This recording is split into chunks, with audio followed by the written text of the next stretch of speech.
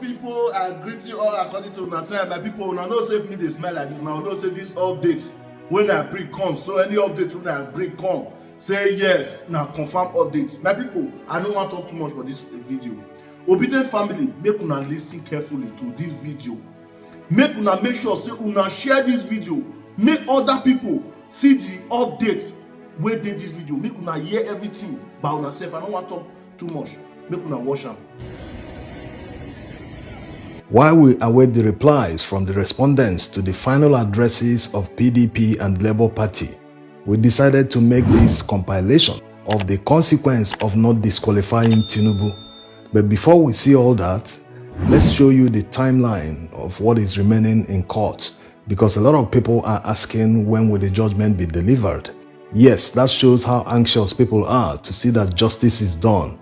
The respondents are expected to finalize their replies on Friday, 28th July 2023. After that, all parties will reconvene for the adoption of addresses. After the adoption of addresses, the court will now enter into serious deliberations. During the process of deliberations, they will also write their judgment. It is in this period that they will communicate to the public the day they will deliver judgment. The day a judicial earthquake will happen in Nigeria, the day justice will prevail or justice will be denied. So going forward, you can see that no one actually knows the judgment day. That's for the honorable judges to decide. And during the period of deliberation and writing their judgments, they will still give themselves enough time to make sure that the right thing is done. Remember what the presiding judge said during the pre-hearing, that they will look at all matters based on their merit, not based on technicality. And if you look at the final addresses of the respondents, you will see that they are all hoping that this matter is dismissed or treated based on technicality. Imagine APC in their final address urging the Presidential Election Petition Tribunal judges to throw away all the INEC CTCs that Labour Party submitted, simply because the person that certified them at INEC office didn't put his signature one by one on each document. That the section of the Evidence Act they cited forbids using of engraved signature as in a stamp to stamp on certified copies of documents.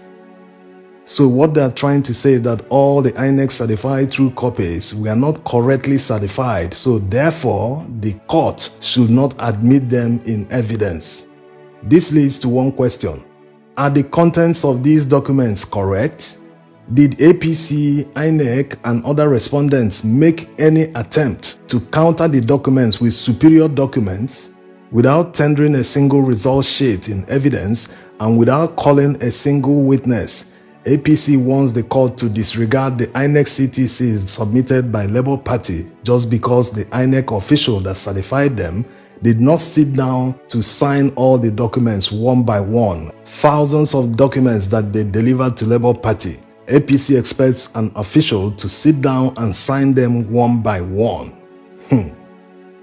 Well, this is not too surprising, because when they were shouting all those objection in court, we all knew that they would be hunting and fishing for technicalities.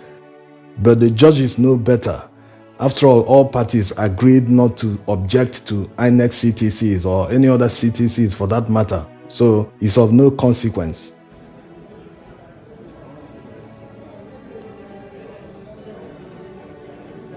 Now let's see the consequence and the precedents that the judges will set if they fail to disqualify Tinubu on all these grounds. Yes, Tinubu is facing disqualification on many grounds. Let's start with certificate forgery. There are many celebrated election disputes where the Supreme Court disqualified a candidate because of certificate forgery. So what if they don't do it in the case of Tinubu? What will happen going forward? Because the Supreme Court is not just the final court in Nigeria, their decisions also formulate our policy. Yes, whether it's election matter, banking, security, you name it, whatever decision they take will always affect our policy going forward. So if they fail to disqualify Tinubu, how will it affect future candidates going forward? Or even the ones they have disqualified in the past, they will have a right to appeal to the Supreme Court again so that they can revisit the judgment. What it means is that any contestant for an elected position will just wake up, get online, log into paying interest, and download any university certificate of his choice for any university he wants. Just fill in the name, the date, the signatures are already there, then any degree he likes. Just fill everything, download it, print it, and add in your INEC form and submit. No one can question you going forward. If it is brought in any court, no court can disqualify you based on the certificate from paying interest, because that's exactly what Tinubu submitted. So if that judicial precedence is set that someone who goes online to download a university certificate and goes on to submit it to INEC, that person didn't forge the certificate, if that precedence is set, going forward, anyone can do the same thing and no disqualification. The person will win election and, life goes on. The next disqualification ground for Tinubu is the one that the Allied People's Movement are fighting for. The invalid candidacy of Tinubu himself, not Shettima. People keep confusing the two. They are not the same. They are not saying that Shettima was wrongfully nominated or that he should pass a primary election. There is no primary election for a vice presidential candidate. The matter is not about Shettima at all. They're only saying that according to the law, it permits the presidential candidate to replace his vice presidential candidate within 14 days after the first one withdrew from the position. And for the fact that Tinubu failed to appoint Shettima within 14 days, his candidacy became invalid according to the law. So at that point, for APC to have a candidate in the election, they should have conducted a fresh primary to determine their presidential candidate, not vice presidential candidate. So failure to conduct a fresh primary to determine a presidential candidate makes their ticket invalid. So if Tinubu is not disqualified based on invalid nomination, what will be the consequence going forward in Nigerian politics? Well, the reason this law was made in the first place was to checkmate abuse by politicians. There are time limits the law prescribes for candidates to attend certain stages. These time limits govern the election from primary election up to election proper. That's why there is a time limit for campaigns. This to make sure that there is orderliness, no lawlessness, no impunity. It will also help INEC because during elections, they have their hands full. They can't be expecting you to already have a candidate and at the late hour you say, I've changed the candidate, this is a new candidate. No. They have to print ballots on time ahead of the election. So they can't continue waiting for you. That's why everything has time limit.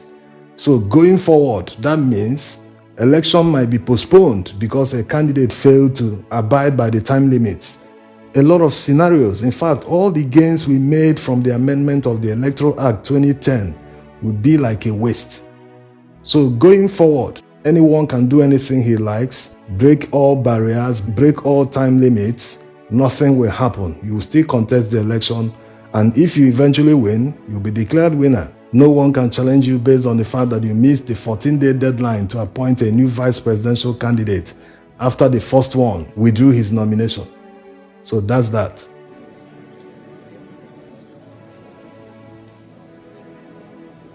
The next one that will have serious consequences going forward if they fail to disqualify Tinubu is the issue of dual nationality.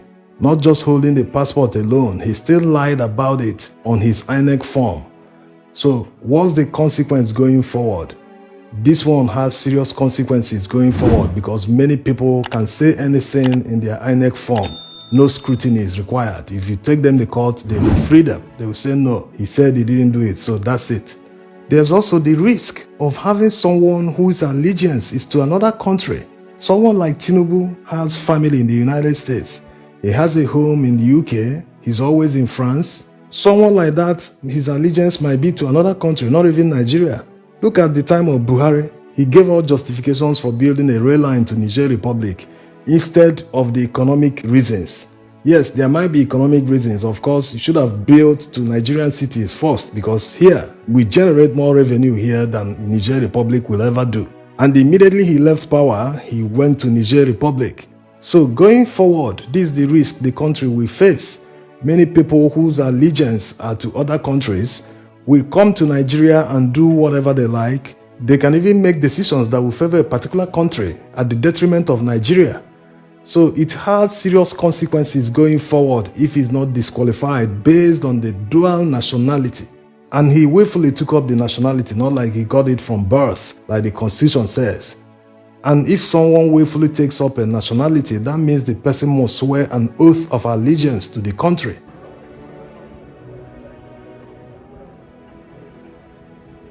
The next one is the most dreaded. If they fail to disqualify him based on the proceeds of narcotics to the tune of $460,000 which the US government took from his account. If they fail to disqualify him based on this, that means anyone with a criminal past, whether he has gone to prison or not, will be able to aspire and become the president of Nigeria going forward. No matter the kind of crime, whether it's narcotics related, whether it's 419, anything at all. And before you say he wasn't convicted, he doesn't need to be. So the consequences can only be imagined. And there's one saying that leaders inspire. So imagine the kind of leaders with this kind of past. Imagine the kind of inspiration that they will give to Nigerian youths going forward. Also, that kind of business might start thriving in Nigeria, and the police and other security agencies won't do anything about it because they take order from the man at the top.